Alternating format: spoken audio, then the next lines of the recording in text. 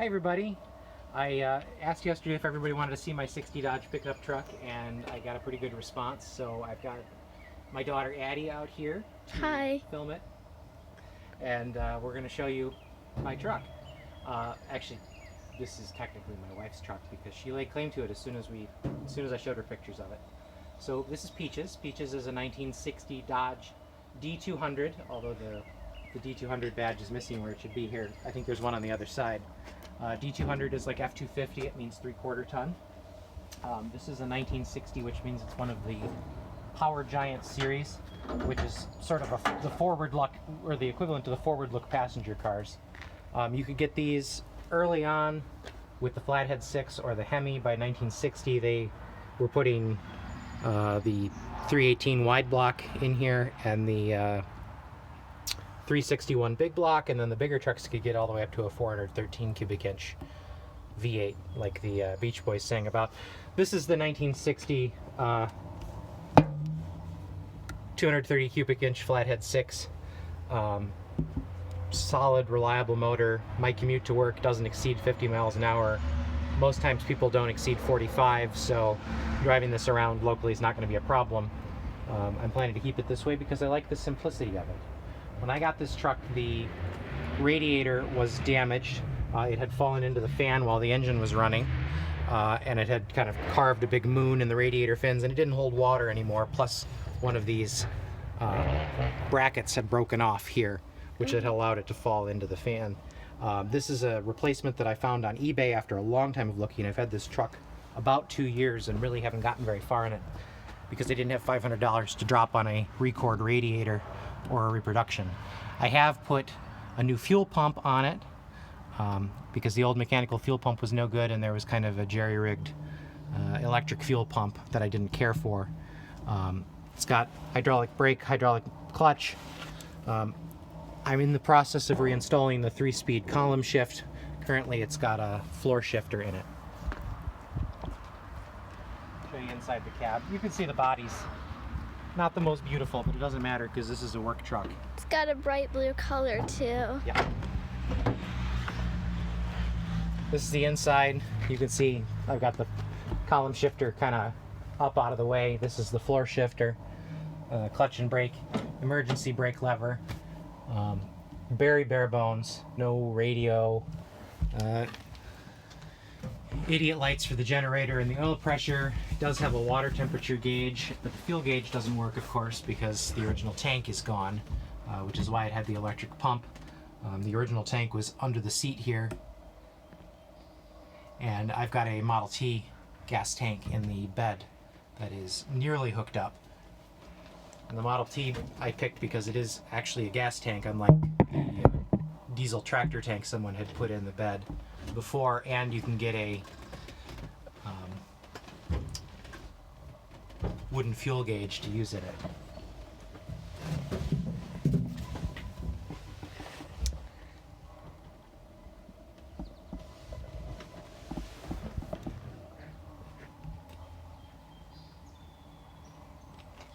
This is the Utaline bed, which is the old step side. See, my steps are not great for load bearing, but it's got the separate fenders and the narrower box. It has some pretty big wheels too. Yeah, 16-inch wheels. It's got radial tires on it, and it's got some issues with the tires holding air, but the tread is really good, so we'll see if I can just keep up with it, but I do have to pump them up every now and then. Tailgate is missing, but the box is generally quite solid. The wood could stand to be skimmed off and painted for longevity's sake. Yeah, I feel like we need to clean this off and do something with it so it's not as sharp with all these wood things peeling off. That's the old varnish somebody put on there to make it look fancy. But usually truck beds like this were just painted because it was about utility.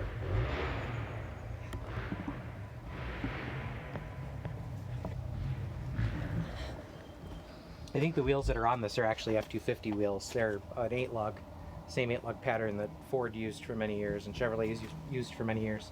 I'm fortunate because this is a 60, which means the 8-lug is one of the improvements, because before they had some kind of heavy 6-lug or something, and they also had floor pedals. This one has swing pedals, which means they come down out of from underneath the dash instead of up out of the floor.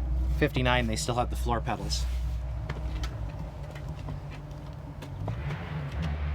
You can see the running boards are built into the cab.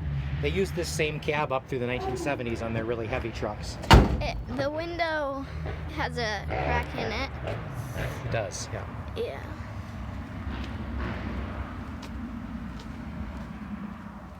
If we look under here, you can see it's got a solid front axle. It's a 2-wheel drive truck. Oops.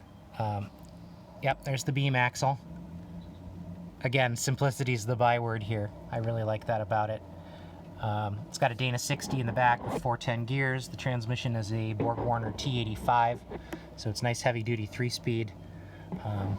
No overdrive, and the big problem with doing any kind of a transmission swap in one of these trucks is that the parking brake is a big drum mounted on the back of the transmission that clamps the drive shaft, and so if you switch the transmission out, you lose the parking brake. And at least in Vermont, where there are vehicle inspections, you're required to have a functioning parking brake. So you would have to do something to add a parking brake to the rear. Oh, there's like a little light bulb here, I noticed. Yeah, those are the parking lights, and they will be the turn signals also. You see how there's 2 filaments inside that bulb? Yeah. So one of those is for when you're just driving along with your parking lights on, or if you were parked with your parking lights on, which people don't really do anymore. And then the other one is a brighter filament that will blink when you are signaling for a turn. Oh, cool. And then high and low beams. It was pointed out to me the other day that this one's sideways. We'll have to fix that. A lot of little things to do on this truck. Got to make sure this new radiator holds liquid coolant. The brakes do work, I know that. The clutch seems to work fine. The transmission seems to shift fine. Got to finish hooking up the fuel tank. Last time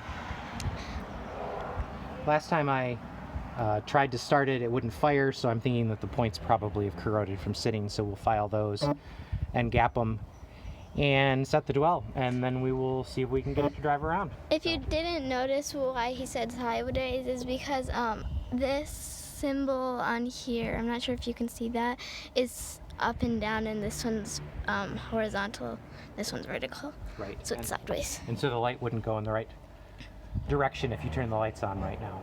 So that's all there is to see. If you've got anything that you want to know more about it, I'd love to talk to you in the comments, and I will keep you posted as we do work on it. Put that down. It also has that was loud. It also has a Dodge symbol right there. This is called a Flukerang. That's part of the forward look line. Yeah, but that, Yes. and then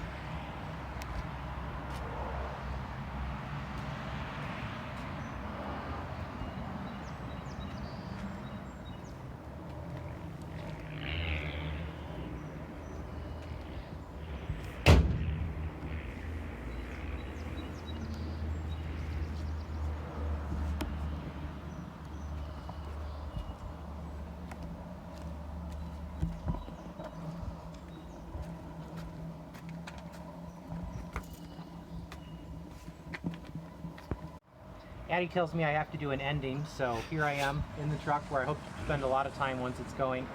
It's going to be my daily driver for the commute into the office, which is about 18 minutes long at 50 miles per hour, so a nice easygoing drive.